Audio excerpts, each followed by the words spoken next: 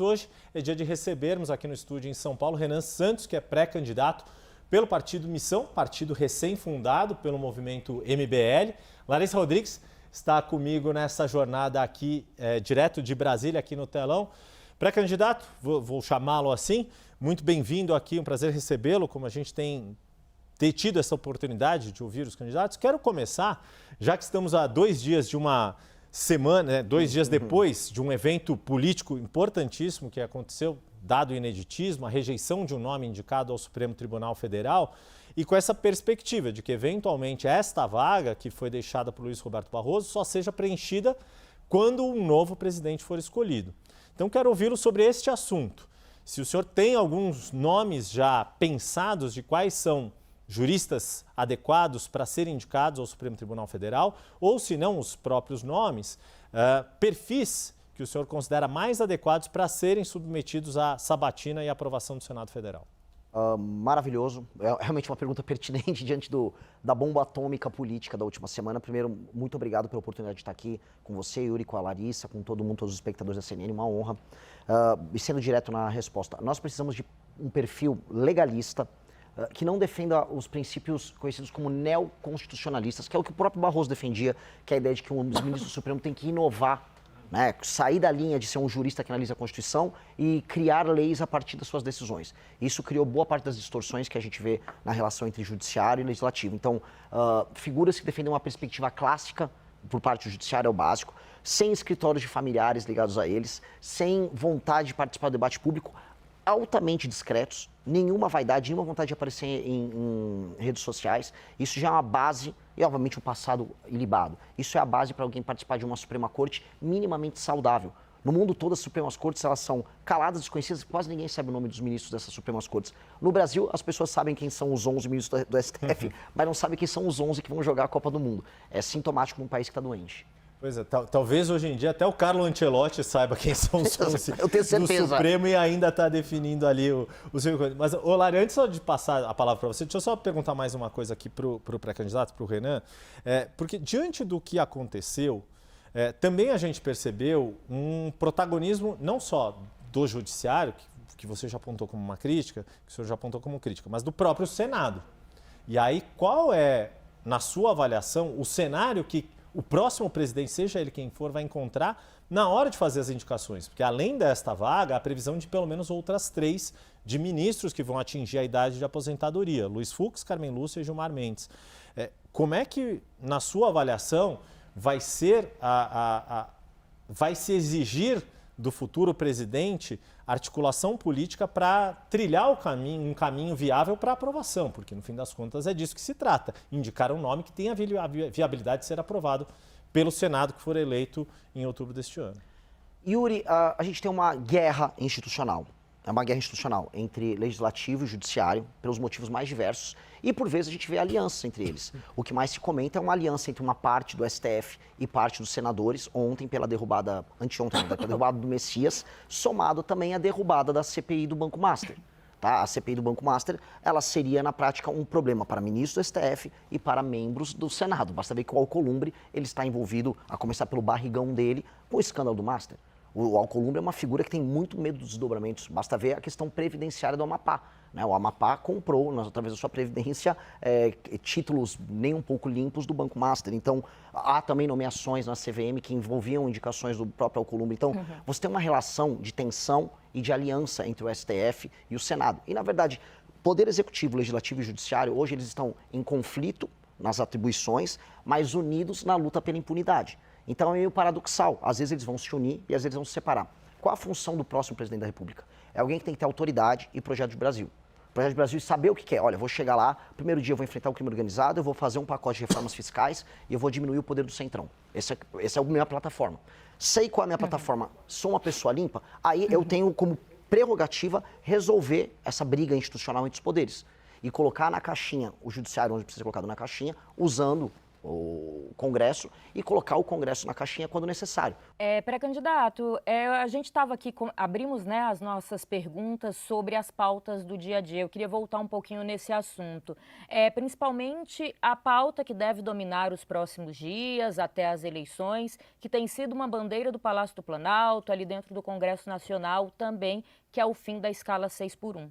Eu gostaria de saber qual a opinião do senhor, né, enquanto pré-candidato, se tem partes que lhe agrada ou não, e como tem sido aconselhado também os deputados e senadores, não necessariamente do partido, que é um partido novo, mas que, né, do antigo MBL, que andam junto com o senhor nessa esfera política, digamos assim.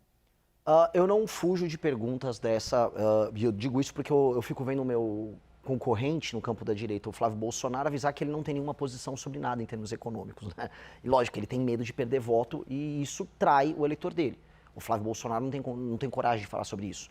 Nós somos contra essa alteração à lei e eu aviso para o trabalhador que está assistindo essa entrevista, você está sendo enganado. A discussão não é se você vai trabalhar mais ou menos recebendo o mesmo dinheiro. A discussão é se vai passar um projeto e aí você não terá mais o seu emprego. É basicamente isso. Porque nós já temos um país que está fora das cadeias globais de produção. Ou seja, as empresas brasileiras estão sendo tiradas dos processos internacionais de fazer um carro, de fazer um equipamento para um celular. A gente está ficando isolado e estamos primarizando a economia. Ou seja, a gente está vendendo soja, minério de ferro. Nós estamos ficando um país com empregos que pagam menos.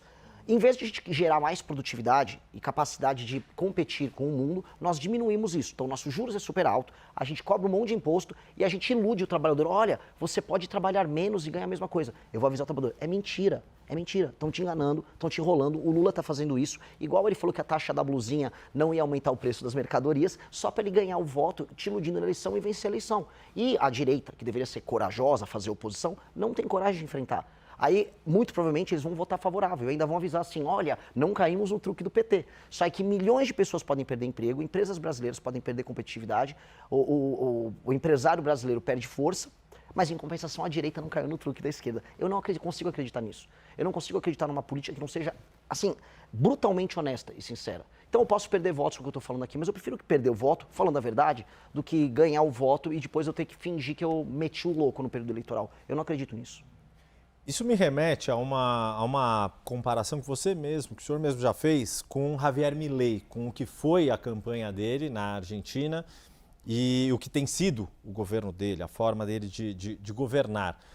O quanto que um governo Renan Santos seria uma versão brasileira de Javier Milei? O que o senhor admira e o que o senhor faria melhor do que Javier Milei tem feito na Argentina?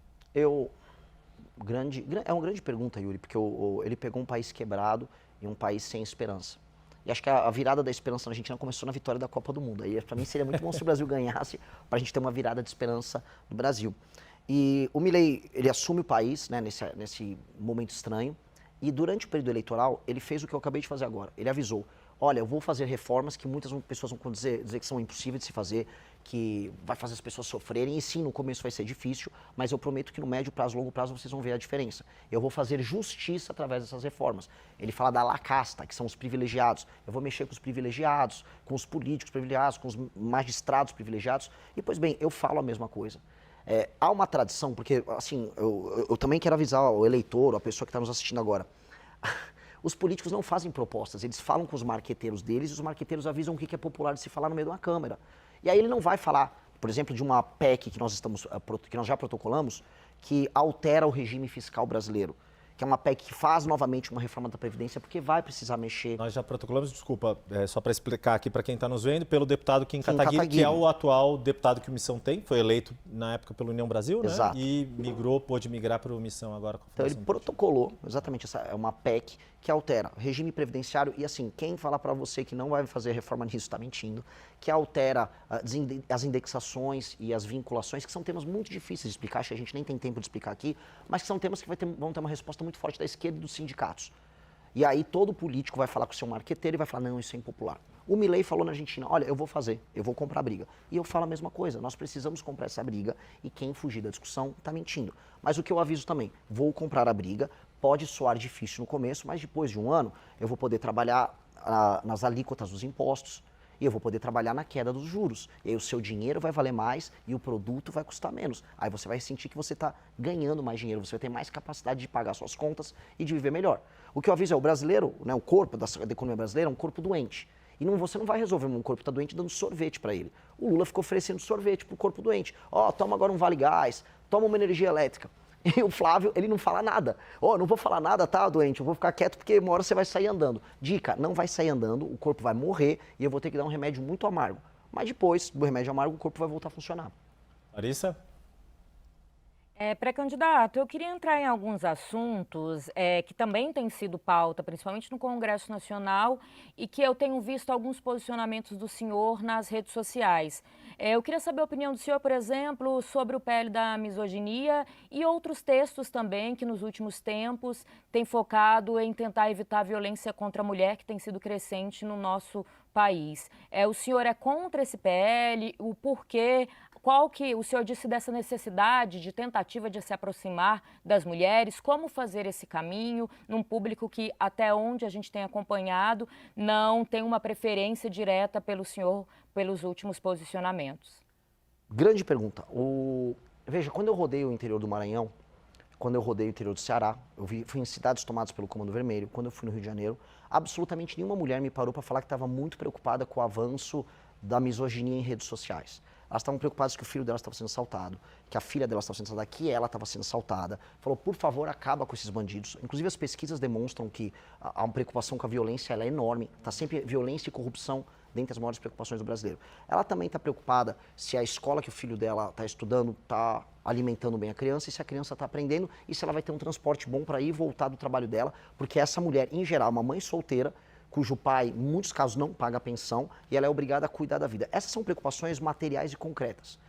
Só que a gente chega nas redes sociais e vê essas discussões do movimento feminista, que olha, nós precisamos discutir a misoginia. O que isso gera?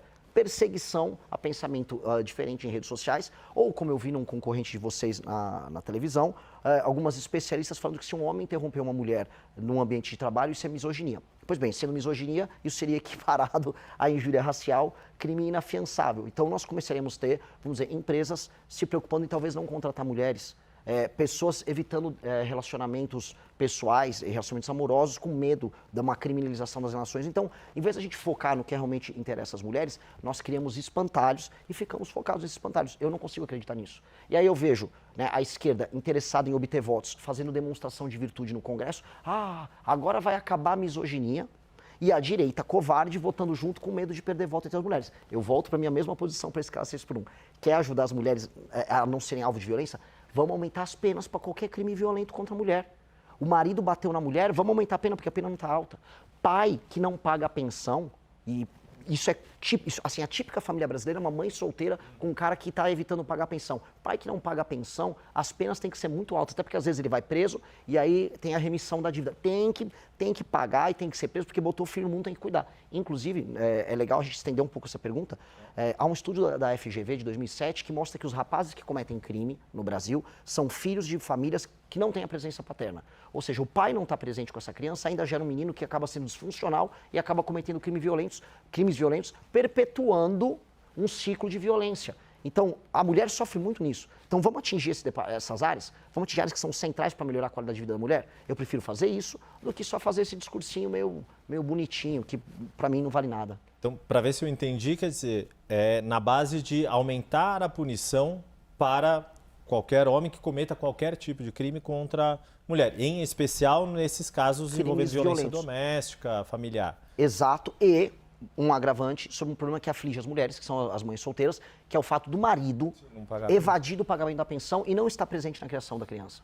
Isso é um problema social gigantesco. Eu volto a colocar, isso é a base do nosso problema de violência. A gente fala, como resolver a segurança pública? Tem que botar a polícia, tem que destruir as facções? Tem. Só que quem é a força de reposição, quem é a mão de obra barata que o crime vai buscar? É um menino que quase sempre tem um pai ausente. Vulnerável, não tem um exemplo masculino. E a correlação, inclusive, entre a ausência de pai e cometimento de crime por esse jovem é maior do que, por exemplo, desigualdade social. Para a gente ver o quão grande é esse impacto. Então, nós temos que corrigir isso. Homem vagabundo que não quer pagar a pensão da mulher ou quer abandonar a criança, esse cara a gente vai atrás dele. Precisa ir.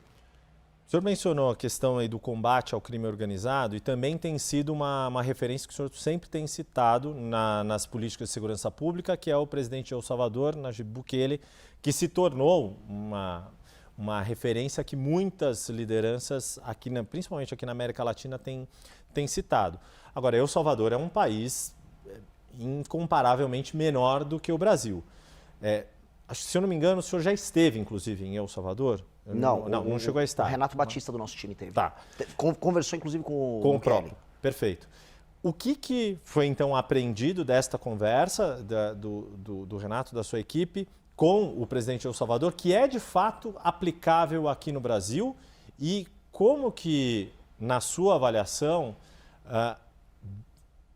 mesmo que o presidente da República tenha uma postura mais incisiva, mais dura contra o crime, como articular isso, sendo que a segurança é uma responsabilidade de 27 governadores dos mais variados matizes, trajetórias, origens e realidades locais? Outra pergunta que ela é muito complexa e eu vou responder da forma mais clara possível. A primeira coisa que o Bukele fez foi quebrar a imaginação que nós temos na América Latina. Ele mudou no país dele, mas isso existe no México, na Colômbia, no Peru, no Brasil, que é a ideia de que você vai conviver pro resto da vida com o crime organizado. Portanto, tua casa tem que ter um muro, portanto, teu carro tem que ter um isso-filme, você tem que ter medo de andar com o celular.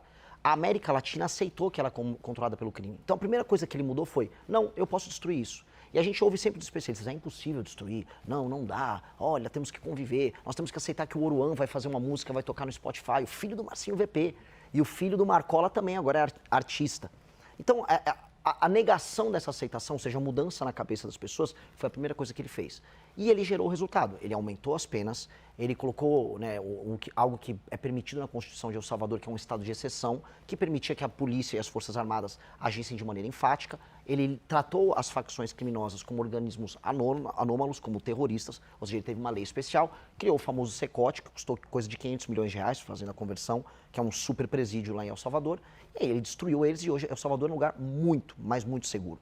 Outras nações, por exemplo, no leste asiático, apresentam também leis muito duras contra o crime organizado e apresentam, a despeito de terem sido pobres há muito tempo, qualidade de vida e números ligados a homicídios e roubo muito menores do que o Brasil. Então, ir por esse caminho, e eu posso falar de nações maiores do que El Salvador, eu posso falar da China, que é gigantesca, que apresenta, vamos dizer, leis penais quase tão duras quanto El Salvador, num estado de exceção, mostram que a gente tem esse caminho de enfrentamento. A questão é que a gente simplesmente não está tentando. E nós temos que tentar, porque nós temos que parar de aceitar que nós temos que esconder o celular quando a gente anda na rua, que uma mulher tem que ter medo de sair do ônibus e chegar até a casa dela. A gente não tem que ter medo de nada. Assim como nós temos que tirar da nossa cabeça a ideia de que cidades têm que ter favelas, que a favela faz parte da nossa personalidade, que a pobreza faz parte da nossa identidade, que nós temos que ter, sei lá, um pé de meia para a criança ir para a escola. Isso é tudo loucura. E a gente aceitou que a gente tem que viver uma vida de louco. Então, nós temos que endereçar essas grandes questões com a mesma missão que o Bukele entrou. Eu vou acabar com o crime organizado, com as medidas duras que ele adotou e com a nossa capacidade bélica, nós temos através das polícias e da inteligência com o COAF e Polícia Federal. Nós temos que endereçar a questão dos investimentos estatais para acabar com a favela, que é o lugar em que o crime, infelizmente, domina as pessoas. A gente está falando de praticamente 50 milhões de pessoas que vivem sob a interferência direta do crime organizado. E mudar a imaginação do brasileiro de que é possível viver num lugar que é muito bonito e que pode ser feliz. Hoje nós temos um Brasil que tem um potencial enorme, mas é um país triste, cujas cidades são feias. As cidades do Brasil são horríveis. Todas as casas são muradas, as ruas são abandonadas e as pessoas têm medo de andar. Então, essa mudança cabe ao Poder Executivo. Esse é um papel do presidente. E aí, te respondendo sobre a articulação, de maneira muito simples. Há governadores que tentaram já fazer esse enfrentamento, mas eles são submetidos a uma lei penal e as leis de execução penal, que são prerrogativa do Congresso Nacional e da Presidência da República alterar. Então, quando tentaram as UPPs no Rio de Janeiro, por mais que tenha sido uma iniciativa boa, no fim do dia, se não alterasse as leis penais e o Código de Processo Penal, não resolvia nada.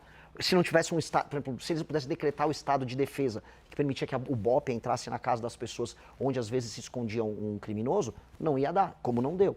Então, o Poder Executivo tem que criar um arcabouço legal e agir junto com as polícias estaduais, com os governadores. Se o governador está cooperando e ele executar, vamos bater as metas juntos. Se o governador não cooperar, como, por exemplo, eu tenho certeza que o governador do Ceará, que vive me processando, não cooperaria, nós vamos colocar um estado de defesa no estado dele, ele fica afastado dessa prerrogativa e nós destruímos o crime no estado dele.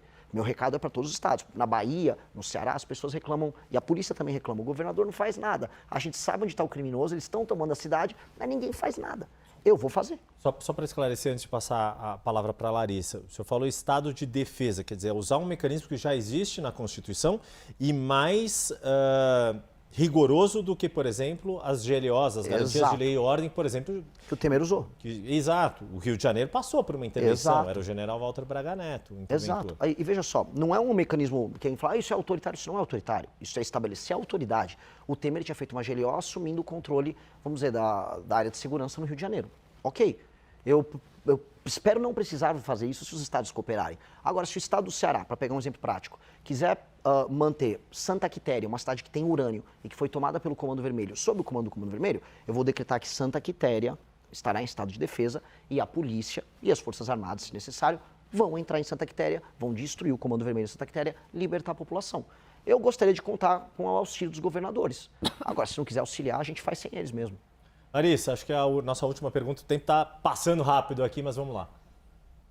Uma última pergunta, então, antes da gente encerrar. A gente tem percebido críticas a alguns candidatos, posso citar até o próprio pré-candidato, né, Flávio Bolsonaro, de falta de experiência com o executivo.